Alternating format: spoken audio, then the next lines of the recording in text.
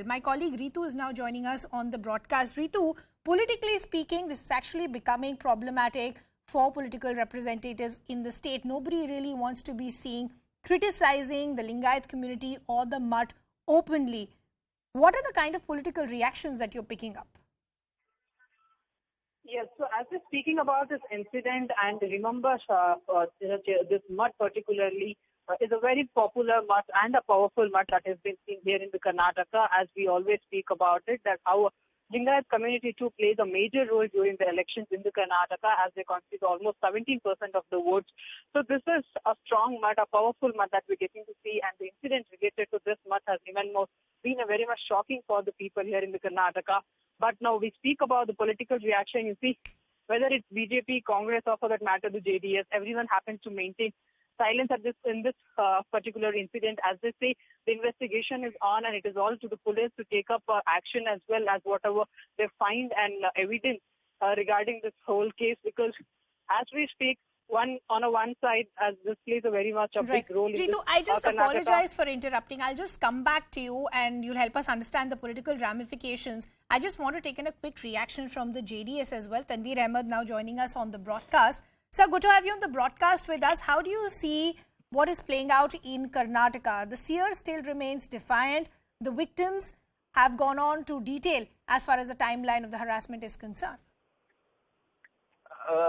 See, there are two aspects to it. One, the Mutt, the seer, and their contribution. Nobody can really deny it. It is a very powerful Mutt.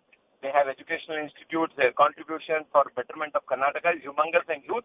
And seer himself is a very, very big figure here in Karnataka.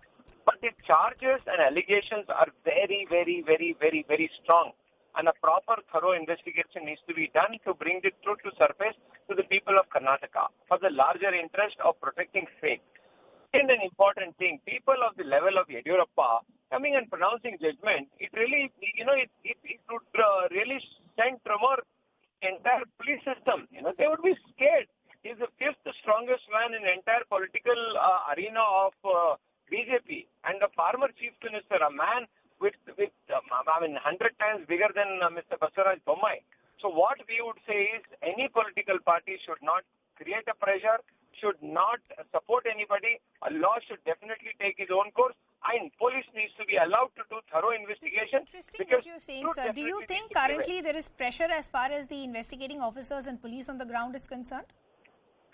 Oh, absolutely. When a person of the level of Yediyurappa, I thoroughly believe this. He is the biggest man in South India when it comes to BJP. There is nobody who's equal to him. He is a very, very big man. And he suddenly coming and pronouncing judgment and saying that this is a conspiracy.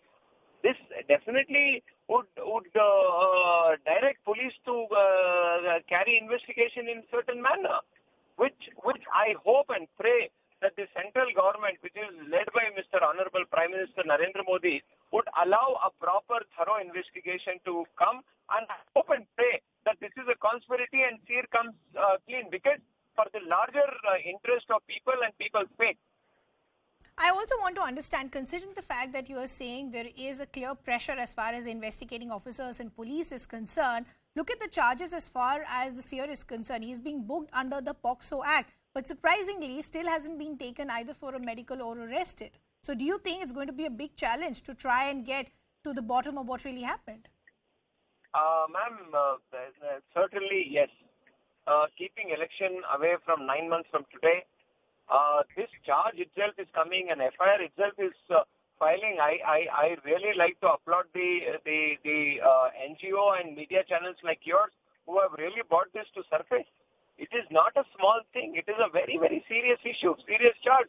And touching a man who is so powerful and larger than life, a man who is being followed by millions of people here in Karnataka, it is not a small thing. It is absolutely not a small thing.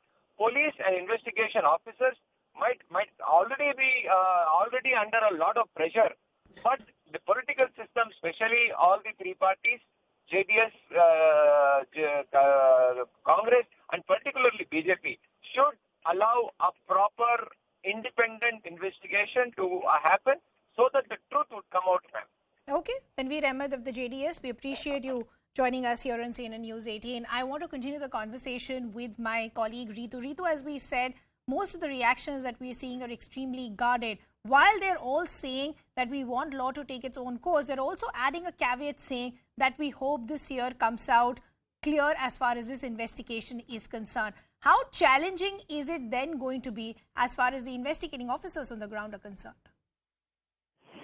Yes, so as we speak about this whole incident, of course, this mutt being a very much powerful mutt, and in fact, that kind of charges that have been made against the Seer is not something that can be taken up very lightly, because it's very sensitive in a matter of course one side, but other side as well. You see the power that this mutt holds in the Karnataka too. So this is in a way going to be a very much challenging again for the state government also to take up immediate action for that matter, or the way how the police is going to take up this investigation too. Because they will have to think not once or twice but for many times as well, because this plays a major role in the Karnataka ahead of the elections, and this serious charges being made against the Seer comes just that Karnataka too is also going to witness assembly polls very shortly. So this is a big allegation that has come up. But of course, this is all to the police as well, how they're going to take, how fearless they're going to be in taking this issue up. And because this is something that is not a small matter that we are discussing about it, because these are very sensitive issues that we are speaking of. But of course, when we speak about the political reactions, you see there's a very mixed reaction that is coming up.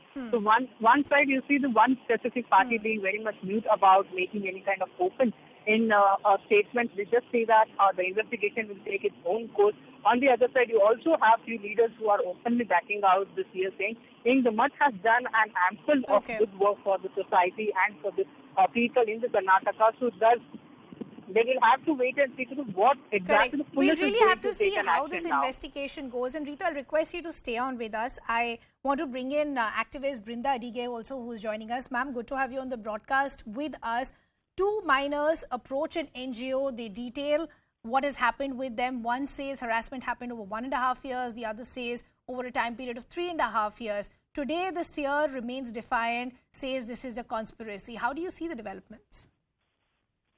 This kind of statements made by ruling dispensation or politicians is uncalled for. The children have gone through a trauma. They have been assaulted sexually in a hostel. They have made their statement. I think these people should allow the police to investigate, take the matter to court, and probably have a speedy investigation of all of this and a verdict reached too. Why are they going so quickly to, support these people? Would they do the same thing if the person was from another religious organization or another religious hostel? They wouldn't do that. Now, this is something that they are doing because the Seer happens to be from the Lingayat community. What is important for us is, are the children safe when the state government wants to speak like this? When politicians claim that there is a conspiracy, how can a 15, 16-year-old who had stayed in that hostel for 3.5 years and come out and state it? Making a complaint itself is such a trauma, such a torture. But the fact that they have made it, how can you call these children as conspirators? They have gone to an organization, Odanadi is well known. They have a prestigious body of work that they have been doing over several decades. And this casting of aspersions is uncalled for.